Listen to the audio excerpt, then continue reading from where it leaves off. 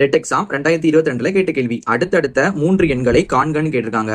50, 51, 53, 56, 60. அடுத்து உள்ள 3 நம்பர் என்னன்னு கேட்டிருக்காங்க. நமக்கு இது ரொம்ப எளிமையான கேள்வி.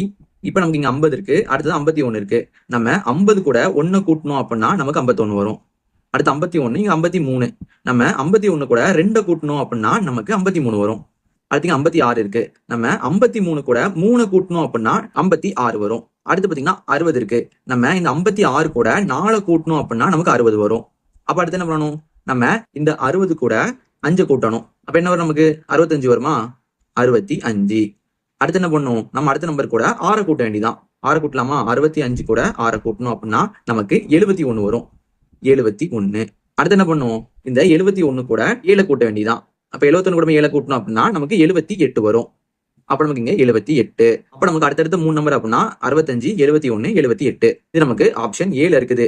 இதே மாதிரி இந்த 78க்கு அடுத்த நம்பர் என்ன வருதுன்னு நீங்க கீழே கமெண்ட் பண்ணுங்க.